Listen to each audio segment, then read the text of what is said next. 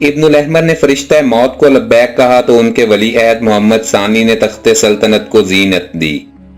غرناطہ کے چاروں طرف عیسائی اور باغی عمرا نے غدر مچا دیا، جگہ جگہ تباہی و بربادی کی بجلیاں لہرائیں۔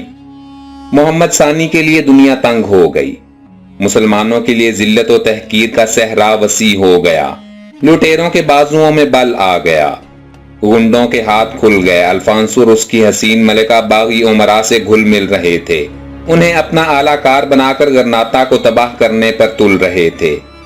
کہاں ایک محدود قطع ملک غرناطہ اور کہاں سارا اندلس اور سارے یورپ کی طاقت کا بھروسہ۔ محمد ثانی حیران تھے، پریشان تھے کہ اگر یہ 700 مربع میل کا علاقہ بھی ہاتھ سے نکل گیا تو اندلس کی سرزمین مسلمانوں کو کہیں پناہ نہ دے گی، ان کے لیے کوئی ملجا و ماوا نہ ہوگا، یہ تلوار کے گھاٹ اتار دیے جائیں گے، ان کی عزت اور ناموس سے ہولی کھیلی جائے گی، ان کے خون کا ایک ایک قطرہ نچوڑ لیا جائے گا، مسلمانوں کا نام و نشان مٹا دیا جائے گا اور ان سے صدیوں کا انتقام لیا جائے گا۔ باغی عمرا الفانسو کی مدد سے طاقتور ہو رہے تھے، وہ غرناطہ کی حدود پر گرتے حملے کرتے، لوٹتے مارتے، اپنے مسلمان بھائیوں کو کاٹتے، اپنے دامن زر و سیم سے بھرتے اور اپنے علاقہ میں چلے جاتے۔ محمد نے دیکھا کہ عیسائی حکمران اور باغی اتنے طاقتور ہو چکے ہیں کہ اب انہیں کوئی بڑی طاقت ہی کمزور کر سکتی ہے۔ اندلس کے مسلمانوں میں نہ اتفاق ہوگا، نہ قومی حمیت جاگے گی، نہ اسلامی اخوت کا احیاء ہوگا۔ وہ ملی ضرورتوں سے بے نیاز ہیں، عیسائیوں کے ساتھ مل کر آمادہ تغوطاز ہیں۔ مسلمانوں کے قتل، خون ریزی اور طاقت و تاراج پر ان کا دل نہیں کڑتا، تو اس نے تونس کے بادشاہ محمد بن یوسف سے مدد کی درخواست کی، اسلامی غیرت اور مسلمانوں کی عزت کا واسطہ دیا، طریفہ اور الجزیرہ کی پیشکش کی۔ محمد یوسف نے فوراً 17,000 سپاہیوں کو طریفہ اور الجزیرہ بھیج دیا اور ہر طرف جہاد کے نعرے لگنے لگے۔ مراکش کے ساحل تک اللہ اکبر کے نعروں سے گونج اٹھا، مجاہد ذوق شہادت سے سرشار ہو گئے، ہر طرف ہتھیار ہی ہتھیار ہو گئے۔ مراکش فوج کا مرکز مقرر ہوا، مجاہدین کے دل آتے تھے اور مراکش کا ساحل چھاؤنی بنتا گیا۔ تلواروں کی دھاریں بے قرار تھیں، نیزوں کی زبانیں دشمن کا لہو چاٹنے کو محو اصرار تھیں، گھوڑے ہنہنا کر میدان جنگ مانگتے تھے، ان کے پاؤں دشمنوں کو روندنے کے لیے آمادہ و تیار تھے۔ مجاہدین کے سینے انتقام کے نشے سے سرشار تھے، اللہ اکبر کی آوازیں جوش جہاد کو ابھارتی تھیں، ان کی زبانیں هو اللہ احد پکارتی تھیں۔ عیسائیوں کے دل کانپ رہے تھے، ان کے سینے بے طرح ہانپ رہے تھے، انہیں اپنے مظالم یاد آ رہے تھے، کٹے ہوئے ستم ڈرا رہے تھے۔ مراکش سے روانگی کا دن آیا تو مجاہدین کی تکبیروں سے ساحل جاگ اٹھا، سمندر کی خوابیدہ لہریں آنکھیں ملتی ہوئی اٹھیں اور مجاہدین کی الغار کا منظر دیکھنے لگیں۔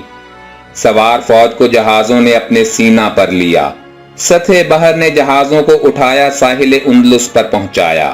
یہ فوج ساحل پر اتری تو پیادہ فوج جہازوں کے سینے پر چڑھ بیٹھی، نعرے لگاتی، رزمیہ گیت گاتی اندلس کے ساحل پر آئی۔ سب سے آخر میں شاہ مراکش جہاز پر بیٹھے اور لہروں کے دوش پر چلتے جہاز انہیں اپنی فوج میں لے آئے۔ شاہ غرناطہ کے وزراء نے جزیرۃ الخضراء پر استقبال کیا، فوج چھاؤنی میں اتری، خیمے ڈیرے لگ گئے، تکبیر کے نعروں سے غرناطہ کی فضا گونج اٹھی۔ اندھیری رات میں چاند نکل آیا، مایوسی امید میں بدل گئی۔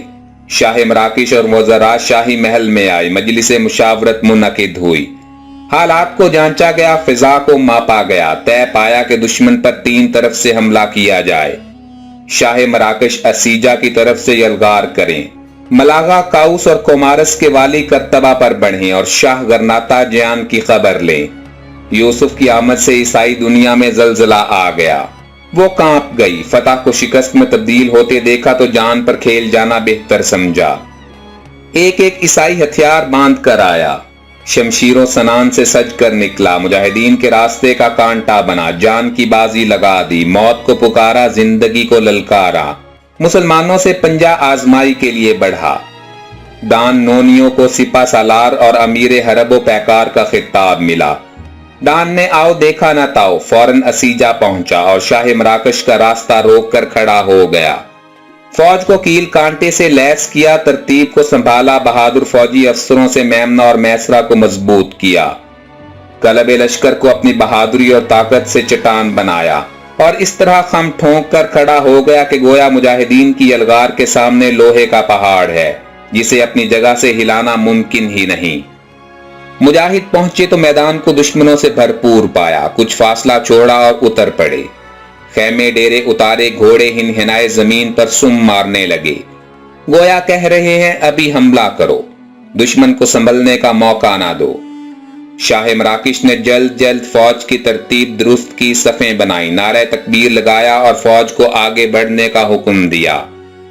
सिपाहियों ने खार शिगाफ तलवारें संभाली, नयाम तोड़कर फेंक दिए, नेज़े हिलाए, खंजर चमकाए, बर्छे उठाए। यूसुफ खुद कल्ब की फौज को लेकर बढ़े, मेमना और मैसरा फैलने लगा, दोनों फौजें मिल गईं, बाजू हरकत में आ गए, तलवारें अपना काम करने लगी, नेज़े खून चाटने लगे, बर्छे जख्मों पर जख्म लगाने लगे।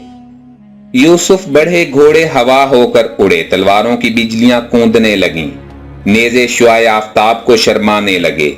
मैदान रस्ता खेज गर्म हो गया, ईसाइयों के गले कटने लगे, आज़ा कट कट कर गिरने लगे, सर धड़ से जुदा होने लगे, खून का दरिया बह निकला, रन की जमीन सुर्ख हो गई, ईसाई दबे पीछे हटे। शहजादा डान ने अपनी फौजों को ललकारा, सांप की तरह फुंकारा, मुकद्दस मरियम का नाम पुकारा, बेटे की आबरू का वास्ता दिया, बहिश्त का लालच दिलाया, दोज़ख की आग से डराया। ईसाई जोश खाकर बढ़े मगर मुजाहिदीन ने उन्हें इस तरह काट कर डाल दिया गोया वो बड़े असील दुम्बे थे जिन्हें ईद कुर्बान पर ज़बह किया गया था। मुजाहिदीन की रज़म आराई तलवारों की मैदान कुशाई और घोड़ों की तेज पाई ने ईसाइयों के छक्के छुड़ा दिए। वो जितनी बार बढ़े उतनी ही बार मुंह की खाई। जब तलवारों का मूसलाधार मीह बरसने लगा तो सफ़ें बेतरतीब हो गईं, तरतीब टूट गई, इधर उधर भागने और जाए पनाह ताकने लगे। मुजाहिदीन के मेमना और मैसरा ने उन्हें घेरे में ले लिया। यूसुफ ने नारा तकबीर बुलंद किया, मुजाहिदीन ने आवाज से आवाज मिलाई, तलवारों ने नई जिंदगी पाई, नेज़ों ने अपनी जुबान हिलाई और दुश्मन को इस तरह काट कर फेंक दिया कि हर तरफ लाशों का फर्श बिछ गया। लहू में डूबी हुई सफेद लाशें यूं मालूम होती थीं कि दरिया सुर्ख में मुर्गाबियां नहा रही हैं।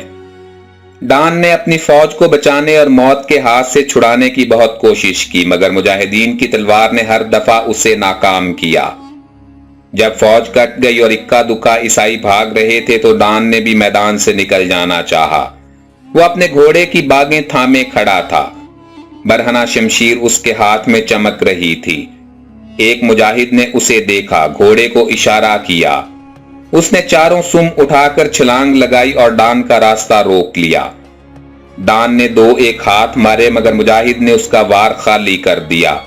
डान जिधर निकलना चाहता मुजाहिद उसका रास्ता रोक लेता। आखिर अपने शिकार पर इस तरह गिरा कि डान का सर कटकर घोड़े के पांव में लुढ़क गया और बेजान लाशा घोड़े की पीठ से एक तरफ झुक पड़ा। मुजाहिद ने अल्लाह अकबर का नारा लगाया, दुश्मन के सर को उठाया, नेज़े पर चढ़ाया और सारे मैदान में फिराया। इस मैदान से एक ईसाई भी बचकर न निकल सका। डान का सर शाह गरनाता के हुजूर पेश हुआ। उसकी हलाकत से ईसाई दुनिया में जलजला आ गया और वो मजनू की तरह कांपने लगी। फौज अपने सिपा सालार समेत कट गई तो अमीर यूसुफ असीजा पर बढ़े। करतबा के नवाह में जलजला डाल दिया। ईसाइयों के होश उड़ गए, उनके हवास बिगड़ गए, उनके सारे मंसूबे नाकाम हो चुके थे। शाह गरनाता ने तोफ और मारतूस के इलाका में वो तबाही मचाई कि ईसाई पादरी तक गिरजे छोड़ छोड़ कर भागे। सलीबें हर तरफ बिखरी पड़ी थीं और उनकी उबाएं उनके वजूद को तरस रही थीं। बेशुमार दुश्मन जिल्लत की रस्सियों में जकड़े पड़े थे और उनके अम्बाल के गट्ठड़ मुजाहिदीन के पांव में रखे हुए थे। नाजरीन, मशहूर इस्लामी जंगों पर सीरीज की मजीद वीडियोस देखने के लिए हमारे चैनल हिस्टोरिक इन्फो को सब्सक्राइब करते हुए घंटी के निशान को भी दबा दें ताकि आप हमारी हर नई अपलोड होने वाली वीडियो की नोटिफिकेशन बर वक्त हासिल कर सकें। इसी तरह हमें फेसबुक पर फॉलो करने के लिए हमारे फेसबुक पेज हिस्टोरिक इन्फो का लिंक डिस्क्रिप्शन बॉक्स में मौजूद है। जिंदगी रही तो जल्द ही दोबारा मुलाकात करेंगे। अपना भरपूर ख्याल रखिएगा। अल्लाह हाफिज।